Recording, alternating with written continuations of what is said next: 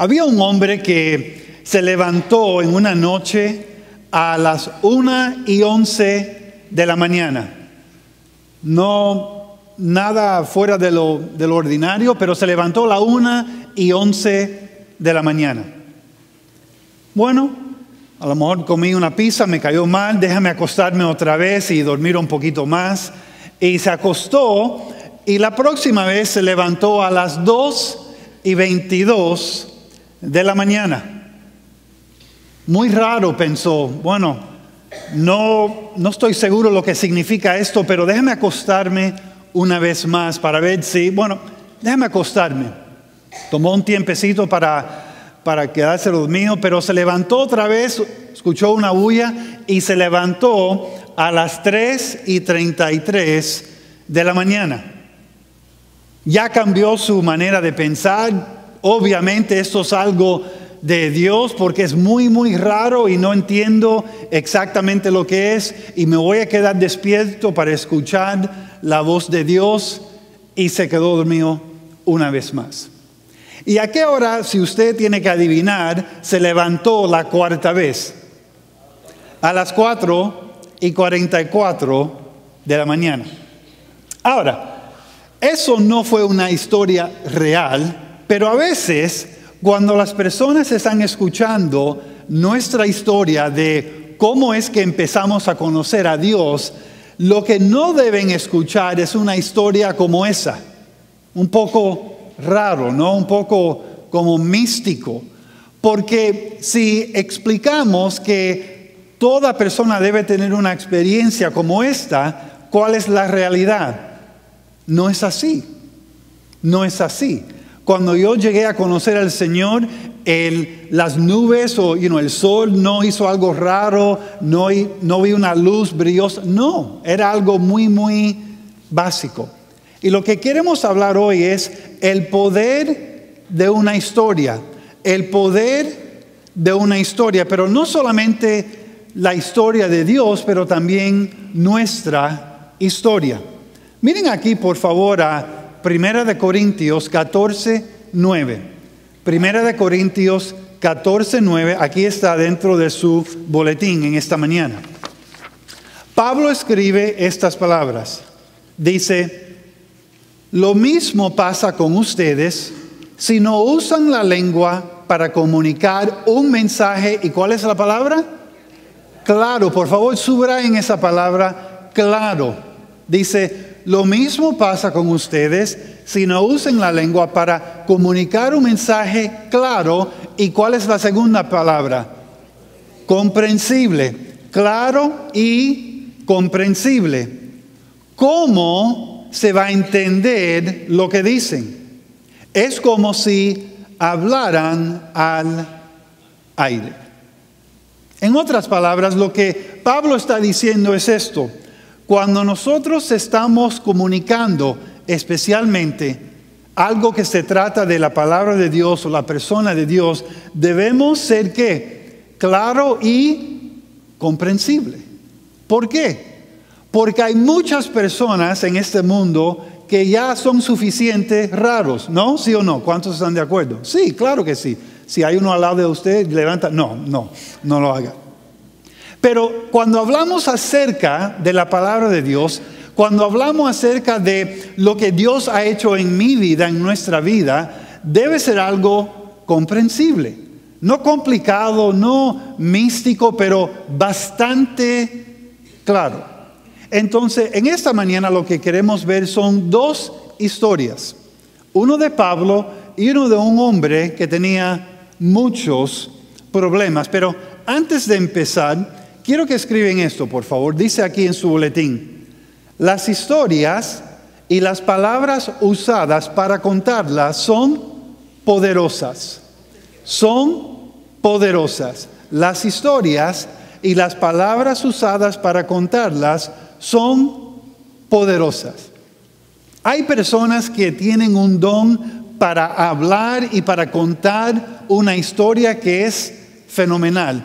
Cuando están describiendo un evento, otra situación, las personas básicamente se enfocan en su rostro porque la persona habla con una claridad, o en el caso de un cantante, por ejemplo, cantamos aquí una canción de Jesús Adrián Romero. Lo que me encanta de él es que él canta con una claridad y podemos entender sin problema ninguno lo que él está tratando de comunicar. Ahora, dice aquí en su boletín, sus palabras tienen un gran significado. Sus palabras tienen un gran significado. El autor de Eclesiastés escribe, cuando aumentan las palabras, aumentan la vanidad. ¿Y qué ganamos los mortales?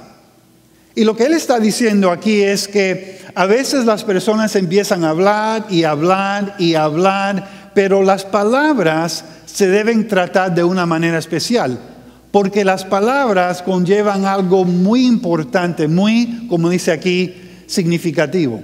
Ahora, ¿cuántos aquí han estado casados por 5 años o menos? Déjame ver sus manos. 5 años o menos. Wow, varios. Ahora, cuando usted recién casado están en casa y llegan del trabajo, etcétera, muchas veces dicen, mi amor, bienvenidos a este hogar.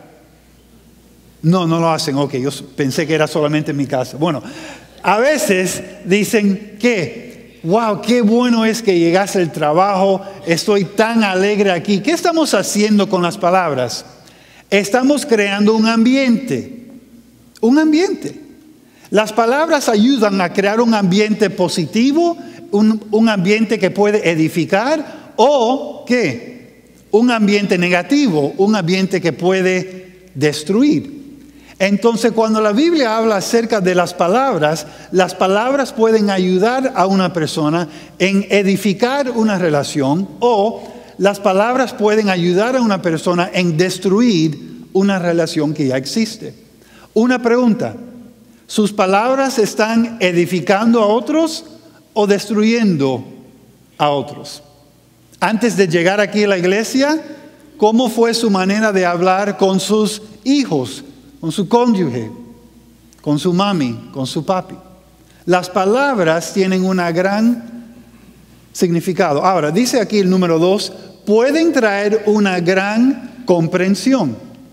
Pueden traer una gran comprensión.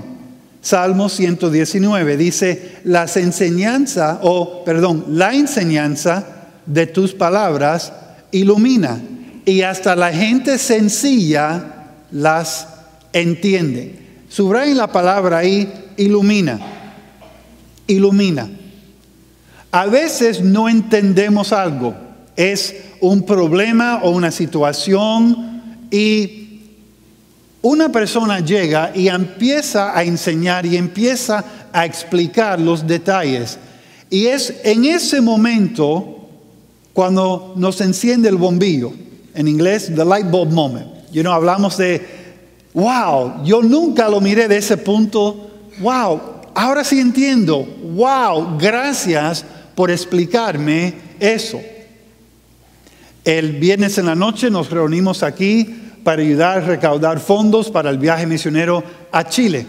Estaba con el hijo mío y había un papel como de este tamaño de instrucciones. Y entonces él se estaba enfocando en el premio, no en las instrucciones. Y le dije, papi, si usted quiere ganar el premio, tiene que leer y entender ¿qué? Las instrucciones. Entonces, antes de cada juego se lo expliqué. Este tiene que ser esto. Ahora, seguimos. Dice, pueden traer una gran comprensión, pero también pueden traer sanidad. Pueden traer sanidad. Proverbios dice, hay gente cuyas palabras son puñaladas, pero la lengua de los sabios sana las heridas. Hay algunas personas aquí que cuando se presenta un problema, usted tiene una habilidad para responder muy rápido, pero en una forma muy dolorosa. ¿Saben algo? Eso no es de Dios. Hay personas que tienen, es como un don, no es un don, pero básicamente es una habilidad para decir las cosas de tal manera que cuando otros lo escuchen, lo ponen en una depresión. Porque son palabras fuertes, son directos y atacan muchas veces el carácter de la persona. La Biblia enseña que las palabras nuestras pueden traer sanidad. Cuando fui voluntario en un centro de terapia física, básicamente pusieron a los pacientes en una piscina de agua y sal. ¿Por qué? Porque tenían ciertas heridas y la agua y la sal, esa combinación ayudó a sanar la herida. Por eso cuando a veces las personas están enfermos o tienen una herida, van a la playa. ¿Por qué? Porque el agua salada hace ¿qué? Sana, ayuda. Las palabras pueden traer sanidad. Y dice aquí, pueden refrescar su alma y fortalecer su salud. Pueden refrescar su alma y fortalecer su salud. Dice Proverbios otra vez, las palabras amables son un panel ¿de qué? De miel. Endulzan el alma y sanan el cuerpo. Ahora, para las parejas que han estado casados 5 años y menos, ¿sus palabras todavía siguen siendo miel o aceite? Una pregunta, esposos, ¿por qué hay un cambio? ¿Por qué en los años hay un cambio en nuestra forma de hablar, de comunicar con ella? Bueno, pastores, porque ya lo conozco mejor. No. Miel, azúcar, sanidad, refrescar. Y finalmente pueden darle favor con las personas. Pueden darle favor con las personas. Dice, las palabras del sabio son agradables. Subrayen esta palabra, por favor. Agradables. Los labios del necio causan su propia ruina. Agradables. Palabras que sanan. Palabras que refrescan. Palabras que traen gran comprensión. Ahora, con eso en mente, vamos a escuchar y vamos a mirar aquí en la pantalla la historia de uno de mis favoritos de la Biblia, la historia de Pablo. Porque Pablo tiene una historia bastante interesante. ¿Y saben algo? Cuando usted y yo estamos compartiendo nuestra historia de salvación con otros, muchos quieren escuchar nuestra historia. No todos, pero muchos. Pero llegamos a un punto en nuestra historia, es un puente, y tenemos que cruzar ese puente. Porque si no cruzamos ese puente, quitamos el efecto principal de nuestra historia. Y creo que en este pasaje, en esta mañana, lo que vamos a ver es lo siguiente.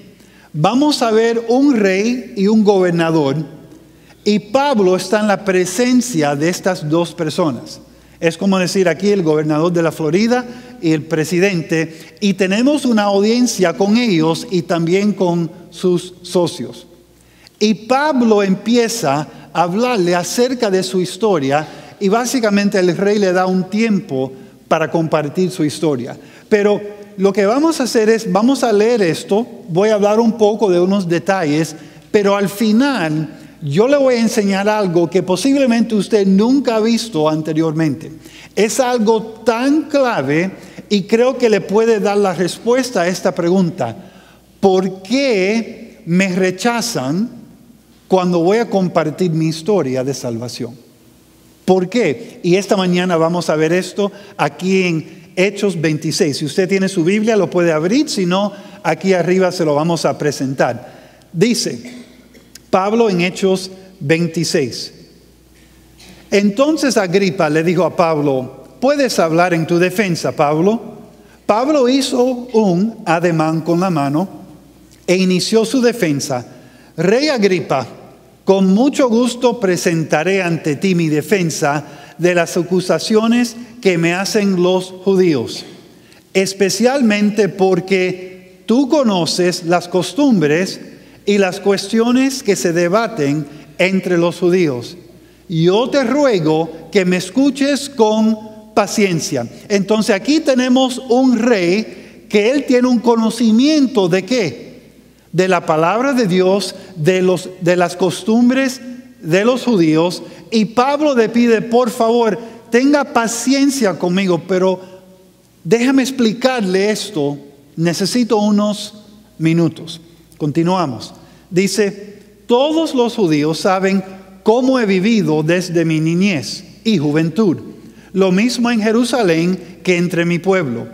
Ellos saben también, y lo que pueden atestigar, que desde el principio he vivido según las normas de los fariseos, que es el grupo más riguroso de nuestra religión. Entonces ya sabemos aquí que Pablo fue una persona sumamente ¿qué? Religioso. Desde su niñez de un niño pequeño fue una persona bastante religiosa. Ahora dice, y ahora me juzgan por mi esperanza en la promesa que Dios le hizo a nuestros padres. Entonces este hombre, Pablo, está en la presencia de este rey. Y él está contando esto sabiendo que él tiene un conocimiento de la historia de los judíos, que hay una promesa que por los siglos y por los años Dios ha estado preparando para revelar a los judíos y al mundo entero. Dice esto, versículo 7, se trata de la promesa cuyo cumplimiento nuestras 12 tribus esperan alcanzar. Por eso día y noche sirven constantemente a Dios. Y es por tener esta esperanza, Rey Agripa, por lo que me acusan los judíos. ¿Acaso a ustedes les resulta increíble que Dios resucite a los muertos? Reconozco haber creído que era mi deber hacer cualquier cosa en contra del nombre de Jesús de Nazaret. Y eso mismo hice en Jerusalén con la autoridad que me dieron los principales sacerdotes. Puse en la cárcel a muchos de esos santos y hasta llegué a probar su ¿qué?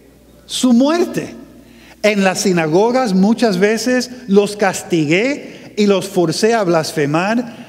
Tan furioso estaba yo contra ellos que los perseguí aún en las ciudades extranjeras. Todo esto hasta el versículo 11 habla del pasado de Pablo. Fue una persona religiosa, una persona que tenía una pasión para seguir a Dios en su religión. Estaba ayudando a los que estaban ahí en Jerusalén, básicamente a encarcelar a los cristianos. Se paró ahí aguantando las ropas de Stephen mientras que le estaban tirando piedras. Entonces su vida antes de Cristo, una vida religiosa, pero una vida equivocada. Miren aquí el versículo 12. Con amplios poderes en mi mano y comisionado por los principales sacerdotes, iba yo una vez hacia Damasco. Y de pronto, Rey Agripa, a eso del mediodía, una luz del cielo, más brillante que el resplandor del sol, nos rodeó en el camino a mí y a mis acompañantes. Ahora llegamos al punto en donde él básicamente tuvo una experiencia personal. ¿Con quién? Con Cristo Jesús. Todos rodamos por tierra, dice, y entonces oí una voz que me hablaba en arameo y me decía, escuchen, Saulo, Saulo, ¿por qué me persigues? Y él estaba regresando ¿a qué? A su historia, regresando a este momento antes de conocer a Cristo, y él básicamente estaba persiguiendo ¿a quién? A Dios. ¿Saben algo? A veces las personas piensan que están en el mejor camino, están haciendo las cosas para Dios, pero no lo están haciendo para Dios. Él estaba completamente convencido que lo que él estaba haciendo era para honrar a Dios.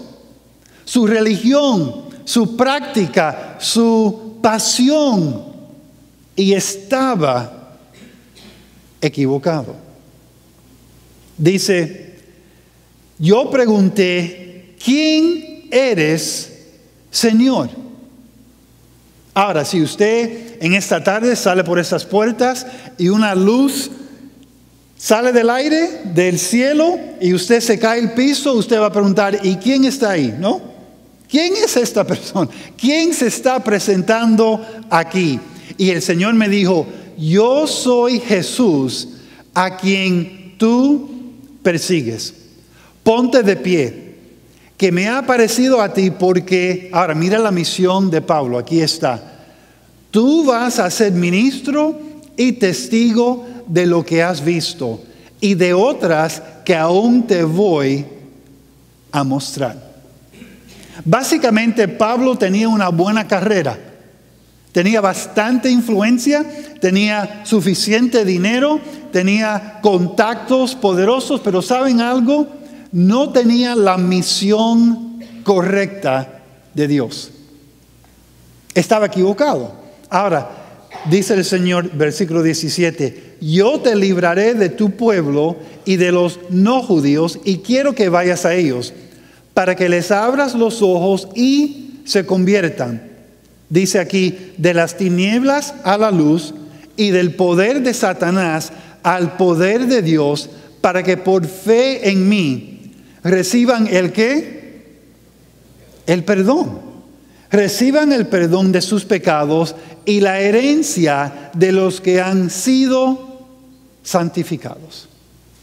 Pablo seguramente se está arrancando su coco y dice, wait a minute, ¿cómo es posible que hasta este punto en mi vida, todas estas cosas que yo he hecho eran gran errores? Yo pensé que estaba sirviendo a Dios de la forma correcta. Yo pensé que mi fe era la fe correcta. Pero Jesús se presenta y le dice, Pablo, usted está en esta dirección equivocada. Ahora, ya hablamos de antes de Cristo, conocer a Cristo, y ahora vamos a hablar después de Cristo. Miren aquí el versículo 19, por favor. Dice, por eso, Rey Agripa, no desobedecí esa visión celestial, sino que comenzando por los que viven en Damasco y en Jerusalén, y siguiendo por los que vienen en Judea, sin pasar por alto a los no judíos, les anuncié que debían arrepentirse y volverse a Dios, y demostrar con sus hechos que realmente se habían arrepentido. Entonces ya Pablo entiende, ok, lo que yo tengo que hacer de este punto y hacia adelante es que compartir el evangelio y decirle a las personas que se deben arrepentir de sus pecados. Y para dar evidencia de ese acto, deben producir ¿qué? Buenas obras, cosas buenas para el Señor. Ahora, vamos a continuar. Dice, vamos a seguir un poquito más adelante. Por eso, hasta hoy, no dejo de dar mi testimonio a grandes y pequeños. ¿Qué está diciendo? ¿A las personas de alta estatura? No. ¿Qué está diciendo? A los reyes y presidentes y gobernadores, pero también ¿a quién? A las personas que no tienen ningún título o poder, etc. Una pregunta. ¿Usted tiene temor cuando se presenta una oportunidad de hablar a las personas de un nivel alto de influencia? ¿Usted le da temor a hablar a su jefe o al presidente de la compañía o de la empresa o a alguien en el gobierno de su fe en Cristo por su posición? ¿Saben algo? En ese momento, si usted está dispuesto a hablar, Dios le dará las palabras. Dios le dará las palabras. Pablo dice, mira, si estoy en la presencia del rey, o si estoy con un carpintero, o un maestro, o cualquier persona, una madre, o un padre, o un niño, voy a presentar el evangelio a ellos. Y la pregunta para usted es, ¿hay temor en mi corazón cuando tengo la oportunidad de hablar con otros que posiblemente ganan más dinero, tienen más influencia, etcétera, etcétera? Escuchen, Dios le dará las palabras que necesitan en ese momento. Solamente le pido que abran su boca. Ahora, él continúa aquí, estamos en las naciones, dice, no dejo dar mi testimonio, los profetas y Moisés, por ejemplo, que el Cristo tenía que padecer y que sería el primero en resucitar de los muertos. Vamos a regresar un poquito al versículo 21. Dice, y por esto los judíos me aprehendieron en el templo y trataron de matarme. Versículo 22 dice, pero Dios vino a mi ayuda. Por eso hasta hoy no dejo de dar mi testimonio a grandes y pequeños. Ahora, hasta este punto, una pregunta, ¿el rey o el gobernador lo estaban interrumpiendo, sí o no? No, ¿qué estaban haciendo? Escuchando. Ahora, noten aquí la diferencia. Dice, y no digo nada que no hayan dicho ya los profetas y Moisés. Y aquí está el punto clave. Por ejemplo, que el Cristo tenía que padecer y que sería el primero en resucitar de los muertos para anunciar la luz al pueblo de Israel y a las naciones. ¿Qué está diciendo Pablo aquí? Pablo está explicando el evangelio, que durante los tiempos pasados Moisés y los profetas estaban mirando hacia adelante al Mesías que iba a venir. Pero ahora sabemos que Cristo es ese Mesías, que Cristo tuvo que morir, fue crucificado en la cruz. Y el rey tenía conocimiento de todo esto. Y dice, y sería el primero en resucitar de los muertos. Ahora, aquí está la respuesta. Dice, esto decía Pablo en su defensa. Y cuando Festo gritó a voz en cuello, mira lo que dice aquí. Estás loco, Pablo. Las muchas letras te han vuelto loco. ¿Qué pasó? ¿Qué cambió en la historia? Bueno, primeramente Pablo estaba contándoles de su experiencia con Cristo, su experiencia de su vida anterior, de cómo él llegó a conocer a Cristo. Pero al final de esta presentación, él compartió con ellos algo que es bastante clave y algo que las personas van a rechazar y decir, no. Es el evangelio, que Cristo llegó a este mundo y que vivió una vida perfecta y que lo llevaron a la cruz en Calvario, lo crucificaron, murió, derramó su sangre para nuestros pecados y el tercer día Él resucitó de los muertos y ahora vive y está a la mano derecha del Padre. Escuchen, esa historia es el poder de Dios. Entonces, cuando las personas lo están rechazando, es porque no quieren escuchar eso. Prefieren oír algo de un programa en el televisor o algo bonito, pero no quieren escuchar que la única forma que yo puedo tener acceso a Dios es a través de su Hijo Cristo. Y yo tengo que creer que Él derramó su sangre en la cruz y tengo que entregar mi vida para Él. No lo quieren escuchar. Por eso lo llamó loco. Y cuando nosotros estamos hablando con amigos, familiares, sí le debemos contar nuestra parte antes de conocer a Cristo, cómo llegamos a conocer a Cristo, pero por favor, no dejen a un lado el Evangelio.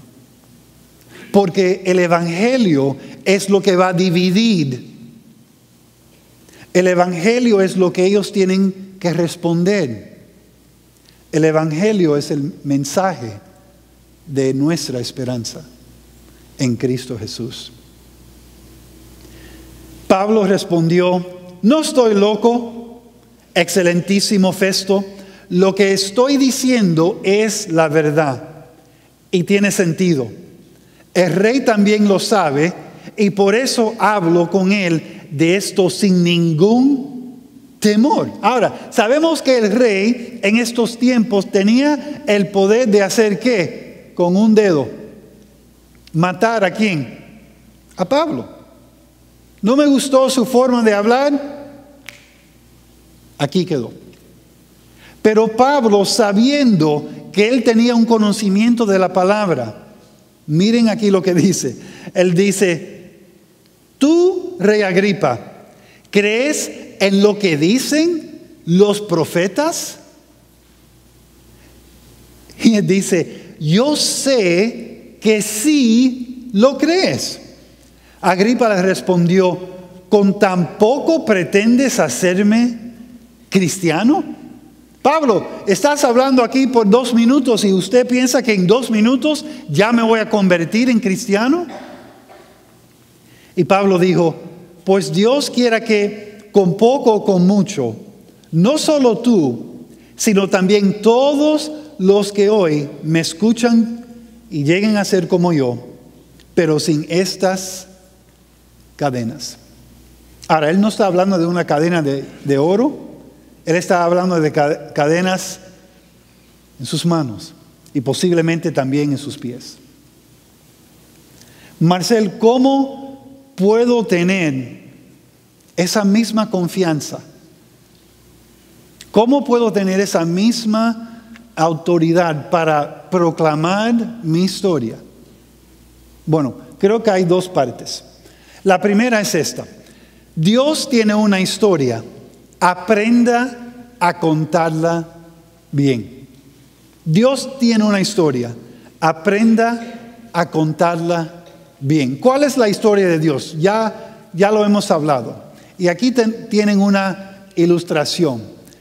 Dios sabemos que está en un lado y el hombre está en otro lado.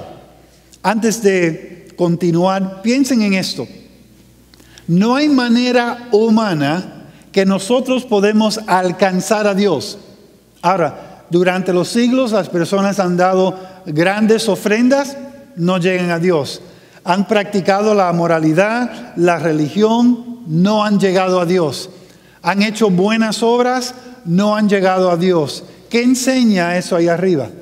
Que todos están ¿qué? Separados. Separados.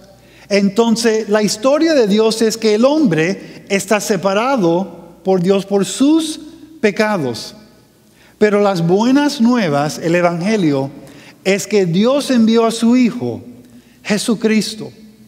Llegó aquí a esa tierra, llegó para morir en la cruz, derramó su sangre, le golpearon, le escupieron, le gritaron, por usted y por mí. Y la Biblia dice que si usted cree en lo que Cristo hizo en la cruz, usted también tendrá vida eterna con Cristo. Esa es la historia de Dios. Creo que falta una parte, ahí está. Entonces, Cristo forma ¿qué? El puente. Cristo forma el puente. Estoy haciendo planes poco a poco para ir a visitar a Cuba el año que viene. Estoy hablando con unos pastores Yo nací aquí, mis padres nacieron en Cuba, pero no hay puente de aquí a Cuba. ¿Se dieron cuenta de eso? No hay puente. Entonces, ¿qué tengo que hacer? Bueno, en otro tiempo posiblemente puedo nadar, ¿no? No voy a alcanzar. ¿Qué tengo que hacer? ¿Montar un barco o montar un avión? Porque son 90 millas y son bastante largas. Pero entre Dios y el hombre, la distancia es mucho mayor. Y solamente a través de la muerte y la resurrección de Cristo podemos conectar, hacer una conexión a Dios. Esa es la historia de Dios. Dice aquí en su boletín, el Evangelio, las buenas nuevas de Jesucristo, es la historia de la esperanza y la redención de Dios. Esperanza y redención de Dios. Por ejemplo, 1 de Pedro 3:18, está aquí en su boletín, dice, porque también Cristo, ¿y cuál es la palabra?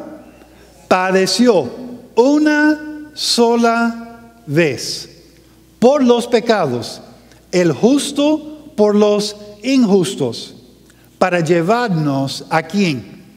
A Dios. En el cuerpo sufrió la muerte, pero en el espíritu fue vivificado. Entonces, Él sufrió ¿para qué? Para llevarnos a Dios, para conectarnos a Dios. Esa es la historia de Dios. Juan 5:24. De cierto les digo, Jesús hablando, el que oye mi palabra y cree al que me envió, tiene ¿qué? Subraya en esa frase, vida eterna. Y no será condenado, sino que ha pasado de muerte a vida. Hay un programa en el televisor ahora que es muy popular entre los jóvenes y algunos adultos que se llama The Walking Dead, los muertos caminando. Increíble cómo se gana el dinero en este país. Pero bueno, ¿saben algo? Si una persona no tiene una relación personal con Cristo Jesús, está caminando muerto. Porque la Biblia dice que su espíritu está muerto o muerta. Sin Cristo no hay vida. Entonces, sabemos que las historias y las palabras son usadas para contarlas y son poderosas, pero sabemos que Dios tiene una historia, pero, número 3, usted también tiene una historia. Aprenda a contarla bien. Dios tiene una historia, usted también tiene una historia. Entonces, mirando el ejemplo de Pablo, Pablo habló acerca de su vida antes de conocer a Cristo, habló de conocer a Cristo, tener una experiencia con Cristo, y también que su vida después de Cristo Jesús. Pero quiero que escriban ahí, por favor, algo que fue característica de su vida antes de conocer a Cristo. Escriben ahí, hay un espacio para escribir una palabra que puede describir su vida antes de conocer a Cristo. Y yo le voy a dar un ejemplo. Ya le mencioné hace unas semanas atrás que yo fui un muchacho muy zorrito o mentiroso, cualquier prefiera está bien. Entonces, mi vida antes de conocer a Cristo, parte fue llena de mentiras. Mentiras. Pero escriban ahí algo que fue una parte de su vida antes de conocer a Cristo. Bueno, estaba muy deprimido, posiblemente no tenía propósito para mi vida. ¿Qué van a escribir? ¿Qué van a escribir? Bueno, no tenía alegría, siempre me estaba quejando de todo antes de conocer a Cristo. Criticaba a las personas, criticaba a la iglesia, era una persona bastante negativa antes de conocer a Cristo. Pero en la otra columna es mi vida después de conocer a Cristo. ¿Y cuál palabras pueden ayudarle a describir su vida hoy después de conocer a Cristo? Bueno, tengo más alegría en mi vida. Tengo más paz. No grito 100 veces al día, grito solamente 89. Está bien, estamos progresando. Ya no digo malas palabras como anteriormente. ¡Qué bueno! Ya no voy a este lugar o ya no hago esta actividad. ¡Qué bueno!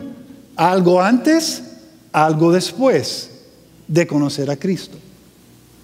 Porque esas son las cosas que debemos compartir con otros. Mi vida antes, mi vida después. Mi actitud antes, mi actitud después. Mi perspectiva antes, mi perspectiva después. Ahora lo que queremos hacer es escuchar un testimonio de un hombre y al final no lo vamos a mirar aquí en la pantalla, solamente lo vamos a escuchar y voy a hablar acerca de lo que Jesús hizo con este hombre.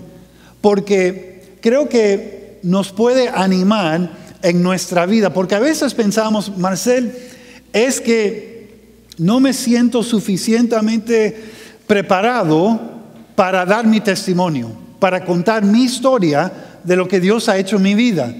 No me siento, bueno, soy un cristiano nuevo y no tengo suficiente experiencia. Pero vamos a escuchar la historia aquí en la Biblia del hombre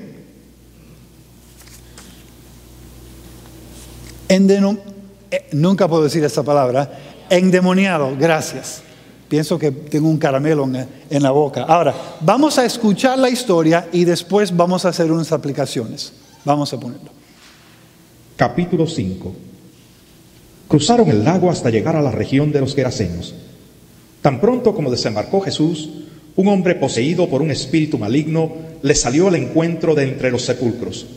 Este hombre vivía en los sepulcros y ya nadie podía sujetarlo, ni siquiera con cadenas.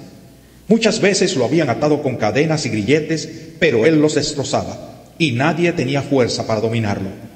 Noche y día andaba por los sepulcros y por las colinas, gritando y golpeándose con piedras. Cuando vio a Jesús desde lejos, corrió y se postró delante de él. «¿Por qué te entrometes, Jesús, Hijo del Dios Altísimo?», gritó con fuerza. «Te ruego por Dios que no me atormentes». Es que Jesús le había dicho: «Sal de este hombre, espíritu maligno». «¿Cómo te llamas?», le preguntó Jesús. «Me llamo Legión», respondió, «porque somos muchos». Y con insistencia le suplicaba a Jesús que no los expulsara de aquella región. Como en una colina estaba paciendo una manada de muchos cerdos, los demonios le rogaron a Jesús: «Mándanos a los cerdos, déjanos entrar en ellos». Así es que les dio permiso. Cuando los espíritus malignos salieron del hombre, entraron en los cerdos, que eran unos 2000, y la manada se precipitó al lago por el despeñadero, y ahí se ahogó.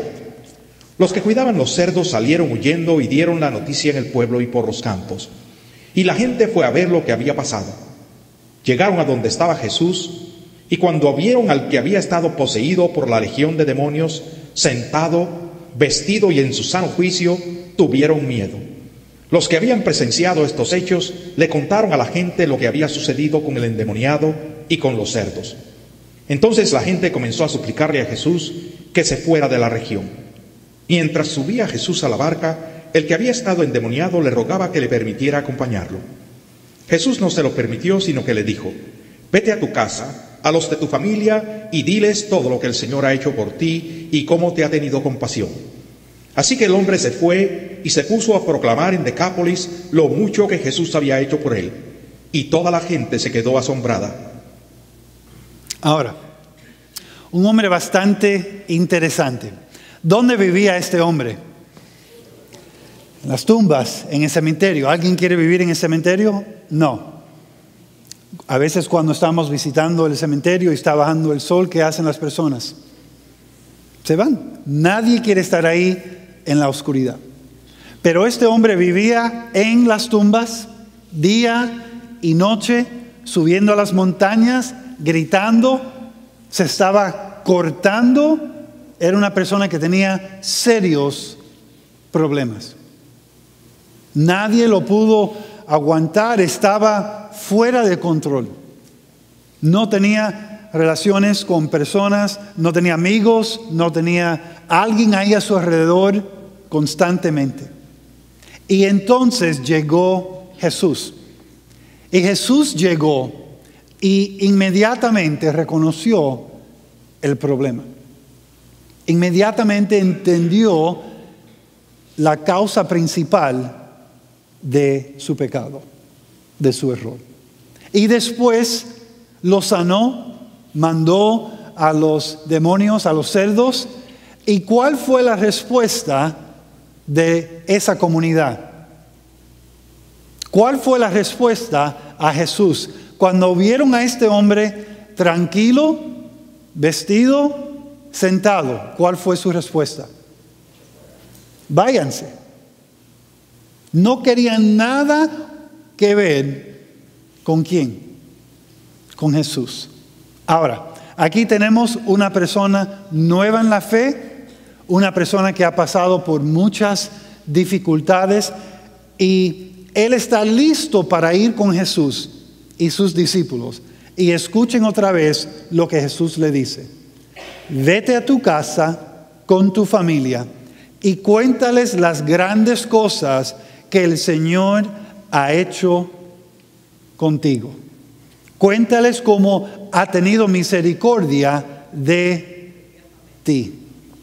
¿Y cuál fue la respuesta de este hombre? Dice, el hombre se fue y en Decápolis, que son 10 ciudades, este único hombre, 10 ciudades, dice, comenzó a contar las grandes cosas que Jesús había hecho con él. Marcel, ¿qué significa contar mi historia con otros? Es contarles su vida antes de conocer a Cristo. Cómo usted llegó a conocer a Cristo y cómo ha cambiado su vida hoy después de conocer a Cristo.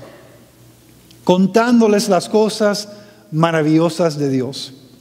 Contándoles la misericordia de Dios en su vida. Y no olvidando el Evangelio. Porque no es solamente una historia para ellos escuchar, es también una historia para ellos aplicar. Esa es su historia. Dice aquí en su boletín, su historia de esperanza fue diseñada para ser compartida inmediatamente. Inmediatamente. Si usted ha conocido a Cristo Jesús como su Salvador en esta última semana, en este último mes, no es algo que usted tiene que ir a una clase por 6 semanas, no. Inmediatamente puede compartir su historia con otros. Número 2, dice, Dios ya ha provisto a las personas a su alrededor que necesitan escuchar su historia de esperanza. De esperanza. Pero a veces las personas me dicen, Marcel, yo no tengo una historia como este hombre. Yo no estaba lleno de demonios. La historia mía es muy aburrida. ¿Saben algo?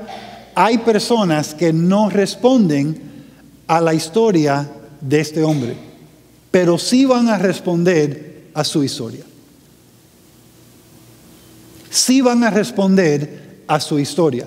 Otros dicen, bueno, yo conocí a Cristo de una edad muy pequeña, entonces no sé cómo contarles tanto de la parte antes. Yo entiendo, pero dígale acerca de los cambios que Dios ha hecho en su vida. Porque no hay un cristiano perfecto. Hay un cristiano y hay cristianos que Dios está perfeccionando.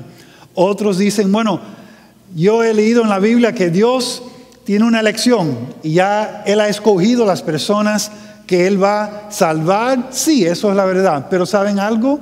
La gran comisión dice, tenemos que salir y hacer discípulos. Y tenemos que compartir el Evangelio con otros.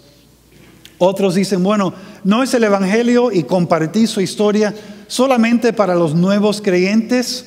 No. Pero ¿saben algo que hemos encontrado? Es que con los años, si una persona es un cristiano por 10, 15, 20 años, lo que sucede muchas veces es que su grupo de influencia consiste solamente de creyentes, no de incrédulos. Entonces tenemos que hacer un esfuerzo para alcanzar a otras personas. Y finalmente algunos dicen, bueno, yo creo que yo puedo seguir creciendo mi fe y no compartir mi historia. ¿Saben algo? Compartir su historia es una parte clave de su crecimiento espiritual. Y a veces como cristianos llegamos a una pared y no sabemos por qué. A veces es porque ya no estamos pensando y orando y alcanzando a personas para Cristo Jesús. Marcel, ¿cuál es mi responsabilidad? Bueno, su responsabilidad es compartir su historia dentro de la historia de Dios y permite que Dios se encargue de los resultados. Mi responsabilidad es compartir mi historia. El Espíritu Santo tiene que tomar esa palabra y darle un poco de agua y darle crecimiento. Dice, Dios cree en usted y Dios cree que usted puede contar su historia. Dios cree que usted puede contar su historia.